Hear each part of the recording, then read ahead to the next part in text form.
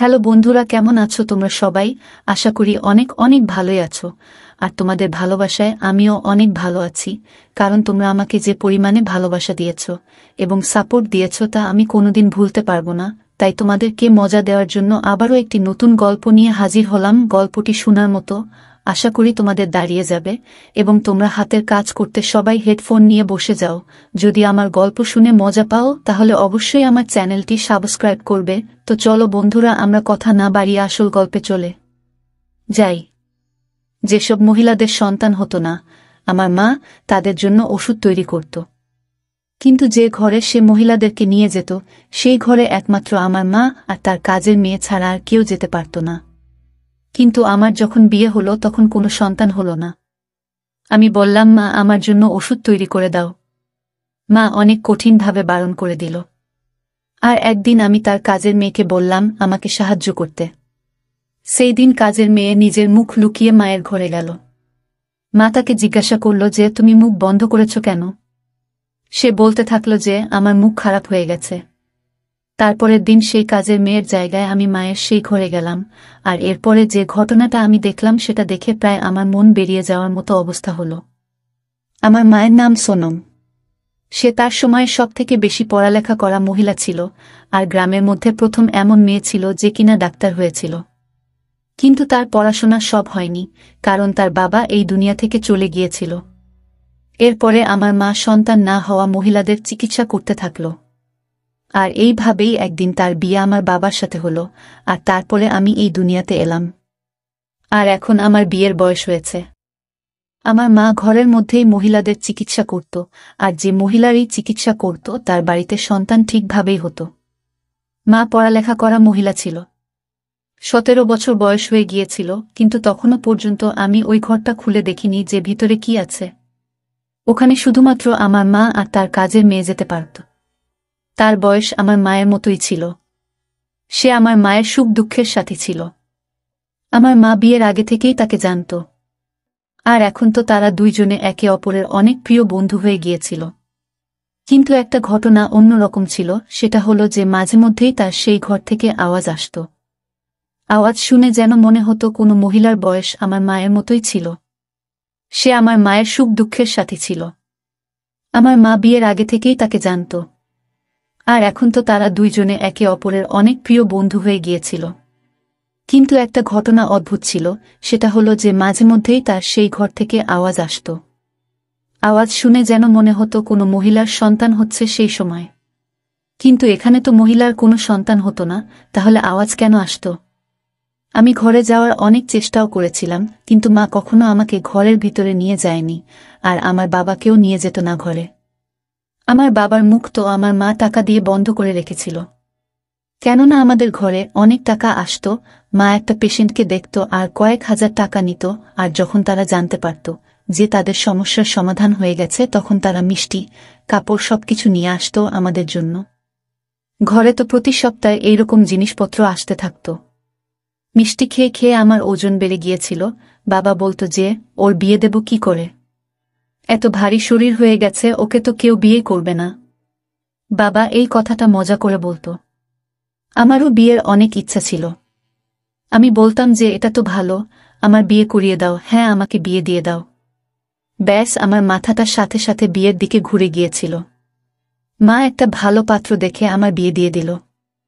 আমার স্বামী ভালো তো ছিল, কিন্তু আমার মা বাবাকে নিয়ে অনেক মজা করত। অনেক ভালো জীবন পার হচ্ছিল। কখনো কখনো বাবার বাড়িতে আসতাম, তখন বাড়ির সবার সাথে দেখা সাক্ষাৎ হয়ে যেত। আর মায়ের যে কাজের মেয়ে, সে সারা জীবন মায়ের সাথেই পার করে দিল। নিজের 4টে মেয়ের বিয়েও সে এই চাকরির পয়সাতেই দিয়েছিল, আর নিজের বাড়িও বানিয়ে নিয়েছিল। কিন্তু আমি জানি না যে তারা কি এমন চিকিৎসা করত। আমার মা একটা বড় মেশিন কিনে এনেছিল, অনেক দামি মনে হচ্ছিল। এটা মায়ের ঘরের বাইরে পড়েছিল, কেননা ওটাকে ভিতরে নিয়ে যাওয়ার জন্য লোকের প্রয়োজন ছিল। আমি মাকে জিজ্ঞাসা করলাম যে এটা কি? মা বলেছিল যে এটা মেডিকেলের ডাক্তারদের একটা বড় মেশিন। আমি জিজ্ঞাসা করলাম যে, তুমি এই মেশিন দিয়ে কি করবে? তুমি তো চিকিৎসা করো, অপারেশন তো করো না। কিন্তু মা বলল যে এই মেশিনটা আমার অনেক দরকার, আর আমাদের কাজটাও আরও ভালোভাবে হতে পারবে এই মেশিনের জন্য। আমি বললাম যে, তুমি এত পয়সা রোজগার করে কি করবে? অনেক তো করলে মা, এবার তুমি একটু আরাম করো। মা বলতে থাকলো, পয়সা ছাড়া জীবন কি হয়? পয়সা তো এমন জিনিস যেটা প্রতিদিন প্রয়োজন হয়। আমার শ্বশুরবাড়িতে আমার স্বামীর বোনের সন্তান হচ্ছিল না।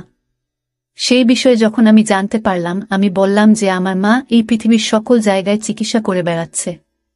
তোমারও করে দেবে, কিন্তু চিকিৎসা অনেক দামি, চিকিৎসায় অনেক খরচ হয়। আমাদের থেকে তো পয়সা নিও না। আমরা তো তোমাদের আর শ্বশুর বাড়ির আত্মীয় হই, আমরা তো তোমাদের সম্পর্কে কেউ হই। যখন কিনা সে আমাদের কেউ ছিল না, সে তো ছিল দূর সম্পর্কের, আমার স্বামীর বোন ছিল। কিন্তু আমার শাশুড়ি বলেছিল যে তোমার মাকে বলো যে এর চিকিৎসা ফ্রিতে করে দিতে, কেননা মেয়ের শ্বশুর বাড়ির ব্যাপার তো। আর এখন ব্যাপারটা আমার শ্বশুর বাড়িরই হয়ে গিয়েছিল, কারণ এই প্রথমবার আমার শাশুড়ি আমাকে কোনো কথা বলেছিল বা আমাকে কোনো কাজ করতে বলেছিল। আমি যখন মাকে বললাম তখন মা বলল যে তুমি কি পাগল হয়ে গেছো, জানো কত পয়সা খরচ হয় এই চিকিৎসার? আমি মাকে বললাম যে কোনো ব্যাপারে পয়সা খরচ হয়, শুধুমাত্র ওষুধ দিতে হয় তো। চুপ করে দিয়ে দাও, এটা তো আমার মান সম্মানের প্রশ্ন। এখানে মা অন্য রকম একটা কথা বলল। মা আমাকে বলল, এইভাবেও কিন্তু তোমার মান সম্মান নষ্ট হতে পারে। আমি বললাম, তার মানে? কেন খারাপ হবে মান সম্মান? মা বলল, যদি তার চিকিৎসা করি আর তার যদি কোনো লাভ না হয় তখন। আমি বললাম, মা তুমি যার যার এখনো পর্যন্ত চিকিৎসা করেছ তারা প্রত্যেকেই তো লাভ হয়েছে, তাহলে আমার শ্বশুরবাড়ি আত্মীয়র কেন লাভ হবে না? আমি অনেক কষ্ট করে মাকে রাজি করালাম। আমার বাবাও বলল যে মেয়ের শ্বশুরবাড়ির ব্যাপার। আমার মা আমাকে বকল, আর এটাও বলল, আর কখনো আমার সাথে এই ব্যাপারে কথা বলতে যেও না। যদি তুমি নিজের পেশেন্ট নিয়ে আমার কাছে চিকিৎসার জন্য আসতে থাকো তো আমি একদম চিকিৎসা করব না। আমি বললে আমাকে মা বকল। বাবা যখন বলল, মা রাজি হয়ে গেল চিকিৎসা করতে। আমি বাবাকে বললাম, মা তো আমার কোনো কথাই শুনল না। বাবা বলল যে রাত দিন লোকের চিকিৎসা করে করে পাগল হয়ে গেছে, সব সময় ওই ঘরেই ঢুকে থাকে। আমি জিজ্ঞাসা করলাম যে তুমি কি কখনো ওই ঘরে গেছ? বাবা তখন বলতে থাকল, যখন ওই ঘরটা তৈরি হচ্ছিল তখন আমি গিয়েছিলাম, তারপর থেকে আর যাইনি, কিছুই নেই ওই ঘরে। শুধুমাত্র এই ডাক্তারের জিনিসপত্রই আছে, ওখানে একটা টেবিল আছে আর 2-4টা আলমারি আছে। কিন্তু যদি ঘটনাটা এটাই হয় তাহলে মা সেখানে কাউকে যেতে দেয় না কেন? আমার স্বামীর বোনের চিকিৎসা হয়ে গেল। আমি তাকে জিজ্ঞাসা করেছিলাম, তোমাকে কোথায় বসিয়েছিল? আমাকে বলল যে ঘরের ডাইনিং রুমে বসিয়েছিল। আমি বললাম যে তোমাকে ঘরে নিয়ে যায়নি। সে বলল যে না, আমাকে তো কোনো ঘরে নিয়ে যায়নি। 2-4টে টেস্ট করালো আর তারপর চিকিৎসা শুরু করল। ওষুধ লিখে দিয়ে দিল। বলল যে যদি কপালে থাকে তাহলে সন্তান হবে, না হলে এর কোনো চিকিৎসা নেই। আমি অবাক হয়ে গেলাম। আমার মা পৃথিবীর সবার চিকিৎসা করছে, আর এটা হতেই পারে না। আমার মা এই পৃথিবীর সব জায়গা বলে বেরিয়েছে যে এই চিকিৎসায় এটা হতেই পারে না যে সন্তান হবে না। তবেই তো লোকেরা আসে, লাখ লাখ টাকা খরচা করে। এখন যখন মা পয়সা পাচ্ছে না, তার মানে এই যে পয়সা পায়নি বলে মন থেকে তার চিকিৎসা করেনি। আমার মা তো অনেক লোভী হয়ে গেছে। তারপরে আমি ভাবলাম যে দেখা যাক, হতে পারে যে সন্তান হয়ে যাবে। হতেই পারে। আমার মা আমার স্বামীর বোনের চিকিৎসা করল, কিন্তু তার কোনো লাভই হল না। সে বলল এমনি নিজের মায়ের সবসময় প্রশংসা করতে। আমি তো কোনো লাভ পেলাম না। কিন্তু তোমার মা অনেক ভালো মানুষ। উনি বলেছেন যে যখন ভগবান চাইবে তখনই সন্তান হবে। আজকাল তো এরকমই অবস্থা, 1 মাস যদি সন্তান হয়েছে তো নানা রকম কথা বলা শুরু করে দেয় লোকেরা। আমিও চিন্তায় পড়ে গেলাম, কেননা বিয়ে হয়েছে, আমারও 7 মাস হয়ে গেছে। আর আমার সেই শ্বশুরবাড়ির আত্মীয় আমাকে বলল যে তোমার মা তো তোমার চিকিৎসা করতে পারে বা তুমি তার থেকে পরামর্শ নিতে পারো। উনি বললেন যে দেরি করো না, তোমার আবার আমার মতো অবস্থা না হয়, কেননা তারপরে কিন্তু আর এই বাড়ির লোকেরা তোমাকে আর ক্ষমা করবে না। আমি তো এই বাড়িরই সদস্য, তারপরেও আমার পিছনে কত কথা তারা বলতো। আর তুমি তো পরের বাড়ির মেয়ে, তাহলে তোমাকে নিয়ে না জানি তোমার শাশুড়ি কি কি বলবে, কি কি করবে। আমি এরপর অনেক বেশি চিন্তায় পড়ে গেলাম, কেননা এখনো তো এত দেরি হয়নি এমন কিছু। এখন থেকেই আমার শাশুড়ি অনেক কিছু কথা বলতে থাকল। সে বলতে থাকল, এতক্ষণে তো এই বাড়িতে খুশির খবর চলে আসার কথা, ভগবানই ভালো করুক। আমার স্বামীর বোনের তো 4 বছর ধরে চিকিৎসা করালো, কিন্তু কিছুই হলো না। আমার তো মাত্র 7 মাস হয়েছে, দেখা যাক না কি হয়। আমি এদের সবার কথায় আর আচরণে ব্যবহারে অনেক চিন্তায় পড়ে গেলাম। আমি আমার স্বামী আর শাশুড়িকে না বলেই ডাক্তারের কাছে চলে গেলাম আর চেক আপ করালাম। উনি পরীক্ষা করার জন্য বলল আর বলল যে 2 দিনে তুমি রেজাল্ট জেনে যাবে। আমি বললাম যে টেস্টের রিপোর্ট নিতে আমি আসতে পারবো না, আপনি এক কাজ করবেন, আমাকে ফোনে রিপোর্ট পাঠিয়ে দেবেন। উনি বললেন ঠিক আছে, আমার নাম্বার নিয়ে নাও। ডাক্তারটা অনেক ভালো ছিল, বুঝে গিয়েছিল যে আমি বারবার লুকিয়ে লুকিয়ে বেরোতে পারবো না। এই 2 দিন আমি যে কিভাবে পার করেছি শুধুমাত্র আমিই জানি। 2 দিন পরে ডাক্তারের ফোন আসলো আর উনি আমাকে রিপোর্ট বললেন। উনি বললেন আপনার সমস্যা আছে আর আপনি কখনো মা হতে পারবেন না। আমার আপনাকে এটাই বলার যে আপনি কোনো ছোট চিকিৎসা করিয়ে কোনো ওষুধপত্র খেয়ে নিজের শরীর বা নিজের জীবন নষ্ট করবেন না। তার পরিবর্তে আপনি টেস্ট টিউব বেবির মাধ্যমে সন্তান দিতে পারেন। আর টেস্ট টিউব বেবির চিকিৎসা এতটা সহজ না, তাতে অনেক পয়সা খরচ হয়। কিন্তু ডাক্তারের বলার ছিল যে প্রথম প্রথম তুমি এখন সুন্দরী আর এখন তোমার বিয়ের প্রথম দিক, এখন তো সবে শুরু, তোমার স্বামী রাজি হয়ে যাবে। পরে তোমার স্বামী এটাই ভাববে যে লাখ টাকা খরচ করে এমন চিকিৎসা করিয়ে যেখানে 40% মাত্র ঠিক হয় আর যার কোনো গ্যারান্টিও নেই সেটা করিয়ে কি হবে। এজন্য ছেলেরা লাখ টাকা খরচ করে দ্বিতীয়বার বিয়ে করে নেয় আর প্রত্যেক বছর তারা সন্তান দেয়। আমি অনেক চিন্তায় পড়ে গেলাম, আমি সারা রাত কেঁদেছিলাম। আমার স্বামী জিজ্ঞাসা করলে বলে দিলাম যে কিছু হয়নি। আমি অনেক দুঃখ পেয়েছিলাম, কেননা আমি কখনো ভাবিনি যে আমার সাথে এরকম হবে। তারপরে একদিন আমার গ্রামের একটা মেয়ে আমার কাছে আসলো। সে বলল যে তোমার মায়ের কাছ থেকে চিকিৎসা করিয়েছিলাম, আজ আমার কাছে 2টা সন্তান। আর আমি আজকে অনেক খুশি। আর সে আমাকে ধন্যবাদ জানালো। সে আমার মায়ের প্রশংসা করতে থাকলো আর বলতে থাকলো ভগবান ওনার হাতে জাদু দিয়ে পাঠিয়েছেন, যার চিকিৎসাই করেন সেই ঠিক হয়ে যায়। আমি ওই মহিলার কথায় অনেক খুশি হলাম আর যেন মনে মনে শান্তি পেলাম। সে আমাকে বলল 10 বছর পর্যন্ত আমার কোনো সন্তান হয়নি। তোমার মায়ের কাছে চিকিৎসা করালাম, যখন তখন সন্তান হয়ে গেল। তোমার মা, তুমি তো সবকিছুই জানবে। যখন সে আমাকে এই কথাগুলো বলল তখন আমি অবাক হয়ে গেলাম। আমি জিজ্ঞাসা করলাম যে সবকিছু মানেটা কি। সে বলল যে এটাই যে চিকিৎসা কিভাবে হয়। আমি বললাম যে তুমি জানো, কিন্তু আমি তো জানি না। সে বলল ছাড়ো কথাটা, বাদ দাও। আমার মা 1 মাস পর্যন্ত সবার চিকিৎসা করত। আমি ঠিক করেছিলাম যে আমি আমার স্বামীকে এইসব বলবো না, না আমার শাশুড়িকে বলবো, কারণ এমনিতেই এরা আমাকে তেমন একটা পছন্দ করে না। আমি নিজের মাকেই সবকিছু বলবো, তার থেকেই চিকিৎসা করাবো। এরপরে আমার আর কারোকে বলার কোন দরকার পড়বে না। আমি মায়ের কাছে চলে গেলাম। মা সকাল সকাল অনেক ব্যস্ত ছিল, ওই ঘরেই বসেছিল, বাইরে আসেনি। আর আমার ঘরে যাওয়ার অনুমতি ছিল না। বাবা বাড়ি ছিল না। 4 ঘন্টা মা আমাকে অপেক্ষা করালো। আমি অনেক রেগে গেলাম। এরপরে আমিও তাকে বললাম সমস্যা আছে আমার কিছু। মা জিজ্ঞাসা করলে কি সমস্যা। পয়সার দরকার। আমি বললাম পয়সার দরকার নেই। আর এরপর তাকে বললাম যে আমাকে ডাক্তার কি বলেছে, আর এরপর তাকে রিপোর্ট দেখালাম, ডাক্তার যেটা আমাকে ফোন করে বলেছিল। আমার মা বলল যে হ্যাঁ, রিপোর্ট তো এটাই বলছে। এইবার কি করা যায়, এটা তো বড় সমস্যা। আমি বললাম কেন, তোমার জন্য তো এটা কোনো সমস্যা হওয়ার কথা নয়, তুমি আমার চিকিৎসা করো। মা বলল যে এই ধরনের কথা যদি বলেছ তাহলে আমার থেকে খারাপ কেউ হবে না, আমি তোমার চিকিৎসা করব না।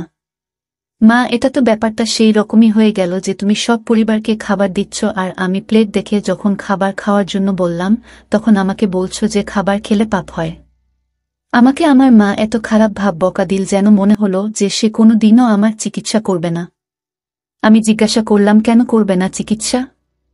বাবা এসে গিয়েছিল ওখানে। আমি কান্নাকাটি করছিলাম।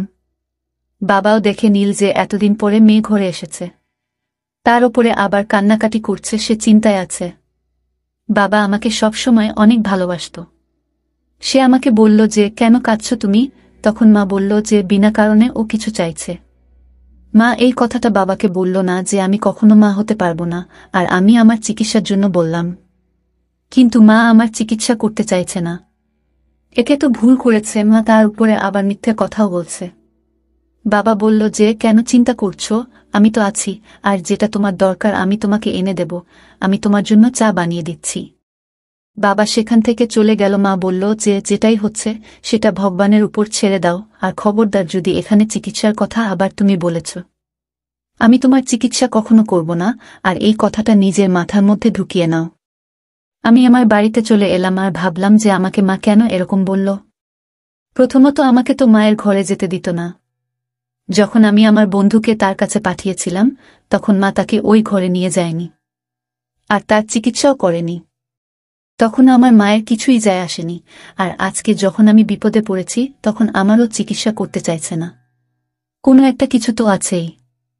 আমার মা মিথ্যে কথা বলতো, মানুষের চিকিৎসা সে করত না, আর যদি সে মিথ্যে কথাই বলতো তাহলে তার কাছে এত মানুষ কেন পয়সা খরচ করে চিকিৎসা করাতে আসত? কেন আমার বা আমার বন্ধুর চিকিৎসা করতে চাইছে না, যখন কিনা পৃথিবীর সব মানুষকে সে চিকিৎসা করছে? এইবার আমার শেষ আশা আমার মায়ের কাজের মেয়ে ছিল। সেও আমাকে যাবার সময় দেখে নিয়েছিল। পরের দিন আমাকে ফোন করে জিজ্ঞাসা করল, তোমার কি সমস্যা হয়েছিল? তুমি কেন কাঁদছিলে? সেও আমাকে মায়ের মতো করেই লালন পালন করেছিল ছোট থেকে। আমার খেয়াল রাখত, মা তো সারাদিন নিজের কাজে ব্যস্ত থাকত। আমি তাকে সবকিছু বলে দিলাম। আমি তার ঘরে গেলাম, আমি বললাম আমাকে সাহায্য করো। সে বলল যে আমি তোমাকে সাহায্য করব না, কারণ এই কাজটা আমার ভুল মনে হয়। আমি বললাম যে তার মানে? সে বলল যে তার মানে আমি তোমাকে বলবো না। তারপরের দিন সে মায়ের কাছে মুখ বন্ধ করে চলে গেল। সে মা জিজ্ঞাসা করল, তুমি মুখ বেঁধে এসেছ কেন? তখন সে মিথ্যা কথা বলল যে তার মুখ নষ্ট হয়ে গেছে, এজন্য সে মুখ বেঁধে এসেছে। অদ্ভুত একটা দাগ হয়ে গেছে, আর মুখে ওষুধও দিয়েছে। মা কাজে ব্যস্ত হয়ে গিয়েছিল। এরপরে সে আর দ্বিতীয়বার এক কথা জিজ্ঞাসা করেনি। আমাকে কাজের মেয়েটা বলল, কাল তুমি মুখ বেঁধে দিয়ে যাবে। আমি মুখ বাঁধার কারণ প্রথমেই বলে দিয়েছি, এজন্য তোমাকে সে কিছুই জিজ্ঞাসা করবে না। আমি বললাম যে আমার অনেক ভয় হচ্ছে, কিন্তু সে আমাকে সবকিছু বলল, তোমাকে এই করতে হবে, আর তোমাকে গিয়ে দাঁড়িয়ে থাকতে হবে। কোনো প্রশ্ন জিজ্ঞাসা করলে মাথা নাড়িয়ে জবাব দিয়ে দিও। কাল এমনিতেও সেই রকম কাজ কিছু নেই। একটাই রোগী আছে, তারই অ্যাপয়েন্টমেন্ট আছে। তো তুমি নিজেই সব জানতে পেরে যাবে। তুমি সবকিছু প্রশ্নের উত্তর পেয়ে যাবে। আর তোমার মা যখন সবকিছু জানতে পেরে যাবে তাকে বলে দিও যে আমি সারা জীবনের জন্য এই কাজ ছেড়ে চলে যাচ্ছি, আর আমার এই কাজ করার কোনো প্রয়োজন নেই। এই কাজে অনেক পয়সা রোজগার করা যায়, কিন্তু অনেক সমস্যা হয়। আমি মুখ বেঁধে পরের দিন চলে গেলাম। মা কোনো কথা জিজ্ঞাসা করল না। ঘরটার ভেতর থেকে দেখলাম সব অপারেশন থিয়েটারের মতো পরিবেশ ছিল। বড় বড় মেশিন পড়েছিল। যখন কিনা বাবা বলেছিল যে একটা বিছানা আর কয়েকটা আলমারি আছে ওখানে। একটা মহিলা আসলো, সে বলল যে তার আমার সাথে দরকার আছে। মা বলল, তুমি ওর রিপোর্টটা দেখে নাও। আমি যখন তার রিপোর্ট পড়লাম তখন ওই একটা কথাই লেখা ছিল যে সে কখনো মা হতে পারবে না, আর তাকেও বলা হয়েছিল যে সে যেন টেস্ট টিউব বেবির মাধ্যমে সন্তান নেই। এইসব কথাই লেখা ছিল। তাহলে কি মা এইসব কাজ করত? কিন্তু কিভাবে করে মা? মা তো ডাক্তার না। মা সেই মহিলাকে জিজ্ঞাসা করল, তুমি কি নিজের ইচ্ছায় এই সব করতে চাও? সে বলল, আমি আর ঘরে কারোর কথা শুনতে পারবো না, কারোর অপমান শুনতে পারবো না। আমি জানি যে এই সন্তানটা আমার স্বামীর নয়, অন্য কোনো লোকের। কারণ আমি যখন মা হয়ে যাব, যখন সন্তান হয়ে যাবে, সবাই এটাই ভাববে যে এটা আমার স্বামীর সন্তান। আমি যে সন্তান হয় না, এটা শুনে শুনে আমি পাগল হয়ে গেছি। আমি নিজের মুখে হাত দিলাম ভয়ে। এর মানে মা টেস্ট টিউব বেবির কাজ করে। তার মানে এই চিকিৎসা চলত এতদিন ধরে, ওই সন্তানগুলো তাদের স্বামীর নয়, অন্য কোনো লোকের। এজন্যই মা এত বড় বড় দামি দামি মেশিন এনেছিল। আর অবাক হওয়ার মতো ব্যাপার হলো, মহিলারা নিজেরা নিজেরা এই কাজের জন্য রাজিও হয়ে যেত। এই গ্রামটা একটা ছোট গ্রাম। এখানকার গ্রামের লোকেদের মধ্যে এত বুদ্ধি কোথায়? এজন্যই তারা রাজি হয়ে যায়। অথবা সন্তান না হওয়াটা, এই কথাটা শোনার ভয়ে, বা যে মহিলাদের সন্তান হয় না এর জন্য তাদের উপর যে কাজ করা হয়, যে কথা শোনানো হয়, তাই তারা এই কাজ করতে রাজি হয়ে যায়। তখন সেই মহিলা চলে গেল।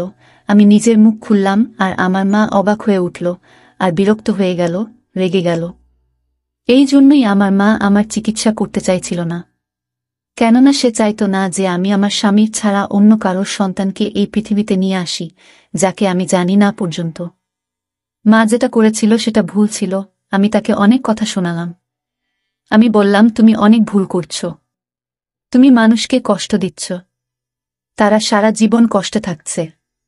মা বলল, আমি যেটা করছি এটাকে ভুল ভেব না, কেননা এরা সন্তান, আর এই সন্তানগুলোর এই দুনিয়ায় আসার অধিকার আছে। আমি যদি ভুল কাজ দিয়ে কোনো মহিলার জীবনে খুশি আনছি, লোকেরা তাকে সন্তান না হওয়া মহিলা বলা বন্ধ করে দিচ্ছে, এর থেকে ভালো কথা আর কি হতে পারে? সাধারণ মানুষ আজও টেস্ট টিউব বেবির বিরুদ্ধে, কেননা তারা ভাবে যে এটা পরের সন্তান। হ্যাঁ, এটা পরের। কিন্তু আমি মহিলাদের বলে দিই সবটা, আমার কাছে আর কোনো রাস্তা থাকে না। আমি বলে দেই যে আমি তার শরীরে যে সন্তান দিতে চলেছি সেটা তার স্বামীর নয়, বরং অন্য কারোর সন্তান, অন্য কারোর ছোট্ট প্রাণ। আমি মহিলাদের বলে দিই যে আমার কাছে আর কোনো রাস্তা নেই। তারা এই দুনিয়ায় আসতে চায়, আর এই কাজগুলো আমি মহিলাদের থেকে লুকিয়ে করি না। এরা আমার সাথে যোগাযোগ করে, সেজন্যই তো তারা এত টাকা দিয়ে যায়, আর আমি এই সব তোমার সাথে করতে পারবো না। আমি নিজের মাকে বললাম, আমি জানি না তুমি ঠিক করছো না ভুল করছো, কিন্তু তোমার কাজের মেয়ে আমাকে দিয়ে তোমার কাছে এই কথাটা বলে পাঠিয়েছে যে তোমার সাথে আর এই কাজ করবে না সে। সারা জীবনের জন্য এই কাজ থেকে ছেড়ে সে চলে গেছে। আমি জানি না আমার মা ঠিক করছিল না ভুল করছিল, শুধুমাত্র আমি সেইখান থেকে ফিরে এসেছিলাম শ্বশুরবাড়িতে। আমার কেমন একটা মনে হচ্ছে, সাধারণ মানুষের সামনেই মা নিজের প্রাণের ঝুঁকি নিয়ে এই কাজ করছিল, আর কাল যদি কেউ জানতে পারত, তাহলে সে এত রেগে যেত যে সে প্রতিশোধ নিতেই। আর তারপরে কি করত মা? কিন্তু মা 1 বছর পরে সেই কাজটা ছেড়ে দিয়েছিল। মনে হয় তার কাজের মেয়ে চলে যাওয়ার পরে একা একা সে সেই কাজ করতে পারছিল না, সেজন্য সেই ব্যাপারটাকে ছেড়ে দিয়েছিল। যে কাজ সে ছেড়ে দিয়েছিল, আমি এই কথাটা কাউকে বলিনি, এমনকি বাবাকেও না। আমি আমার স্বামীকে বলে দিয়েছিলাম যে আমি কখনো মা হতে পারবো না। সেটা শুনে সে চুপ হয়ে গিয়েছিল। সে বলল, ঠিক আছে, যা হবে দেখা যাবে। এরপর 4 বছর হয়ে গিয়েছিল, আমার এখনো সন্তান হয়নি। কিন্তু আমি ভগবানের কাছে, ঈশ্বরের কাছে প্রার্থনা করি। কারণ ঈশ্বরের কাছে প্রার্থনা করলে তা কখনো ফেরত আসে না, ঈশ্বর কাউকে ফিরিয়ে দেয় না। একদিন না একদিন তিনি আমার কথা নিশ্চয়ই শুনবেন। উনার আশীর্বাদে আমি একদিন ঠিক মা হব। আপনারা সবাই আমার জন্য প্রার্থনা করবেন। বন্ধুরা, আজকের ভিডিওটা এখানেই শেষ করলাম। অনেক কষ্ট করে ভিডিওটি আপনাদের জন্য বানিয়েছি। যদি ভিডিওটি আপনাদের ভালো লেগে থাকে তাহলে একটা লাইক করবেন এবং চ্যানেলটি অবশ্যই সাবস্ক্রাইব করবেন। এই আশা ব্যক্ত রেখে আপনাদের কাছ থেকে বিদায় নিচ্ছি আমি। দেখা হবে আগামীকালের নতুন কোনো ভিডিওতে। সে পর্যন্ত সবাই ভালো থাকুন, সুস্থ থাকুন। ধন্যবাদ।